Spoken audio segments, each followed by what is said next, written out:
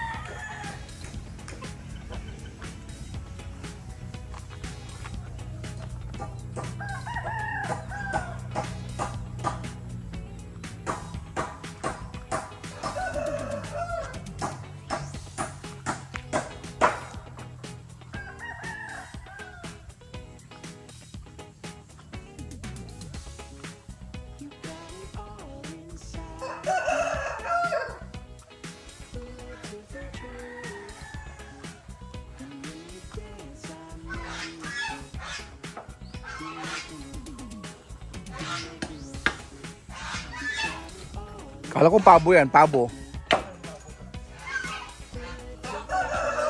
Ha?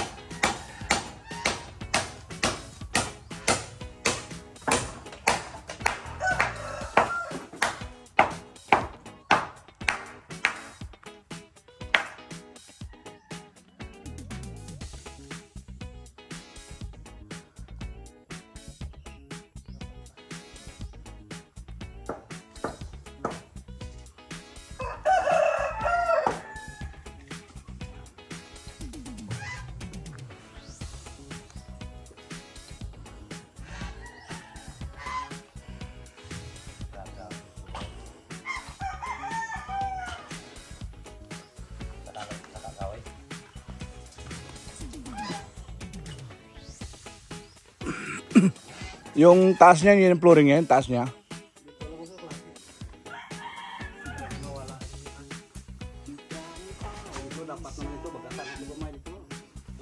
Pero manipis lang, no? Flooring niya.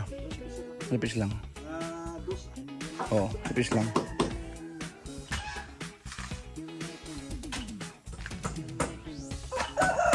Mataas na nga yung ano eh. Ano yan? 12? Taas niya 12? Oo.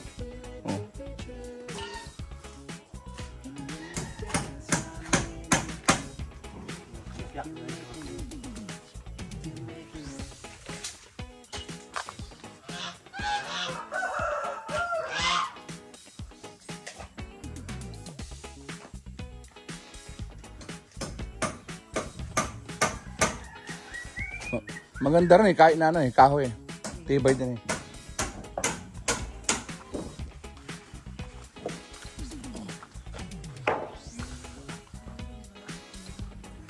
Punta na siya, no? Si Adonis.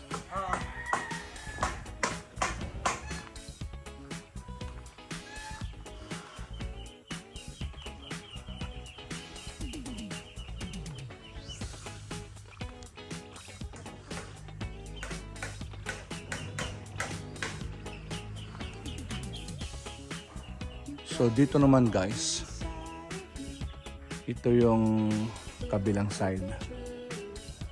Hindi pa ano yan, natapos lagyan ng primer pero Ayusin pa yan. So nagpakabit ako ng isang araw ng dalawang aircon dito.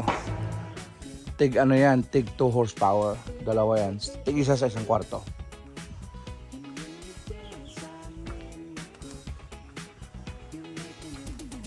Si Manong dito, ang dami ano. Talagang pato. Ang dami nila oh. Tapos may pangsabong pa. Yan. Hindi naman sa akin yan kasi hindi ako nagsabong.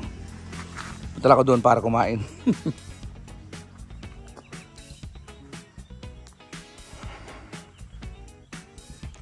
So yan yung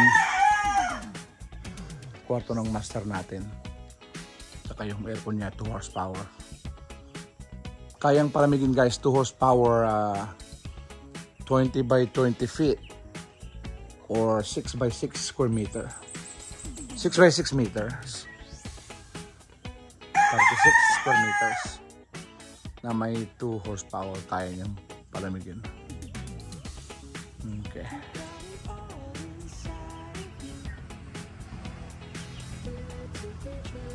Tapos ito yung unang bahay kubo na pinatayo namin. Pero hindi pa kami dyan nakatulog. So si Manong yung ano dyan natulog, yung nag-aalaga sa mga ano, sa mga sa farm, yung naglilinis ng yung mga grass. Siya yung nagtatanggal ng mga grass para tumubo yung mga tanim natin na prutas.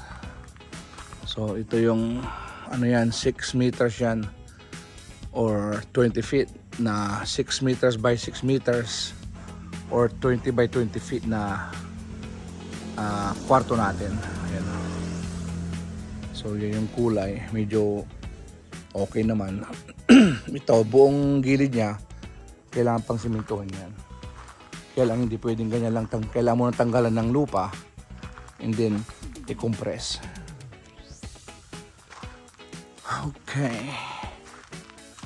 So ito naman yung ano yan, PVC panel pati doon sa ceiling niya. I think so. Tapos yung door natin ano yan 4 feet by 8 feet. Pero next time yung mga magpapagawa guys, mas maganda no. Yung taas niya isagad nyo sa beam, mas magandang tignan.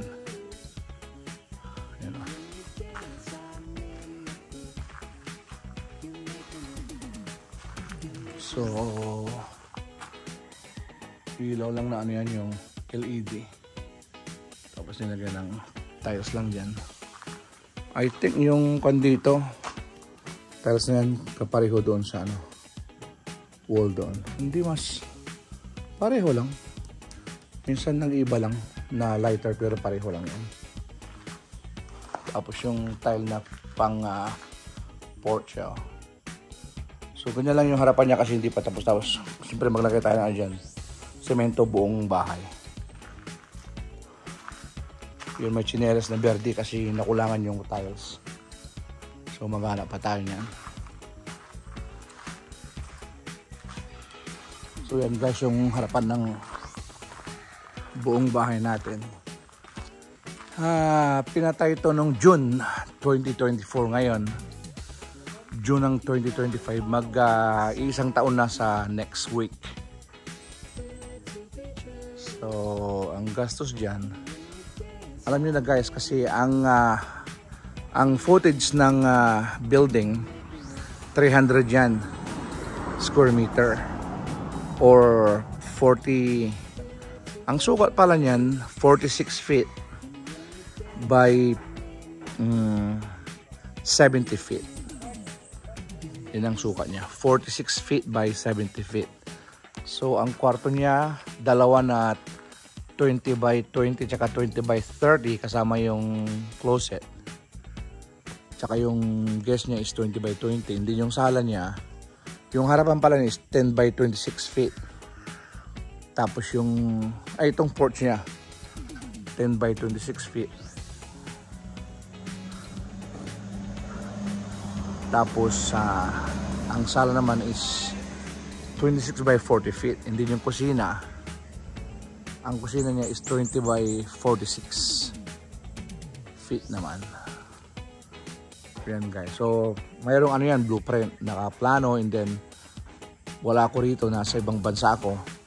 So yung father-in-law ko siya yung nagpo-foreman, and then meron kaming visiting civil engineer para sa ano niya, structure. So yan, so tapos na lahat. Ang ginagawa na lang ngayon yung ano, finishing. Okay, kaya tapos na tong harap, punting ko na lang yan, kalikot.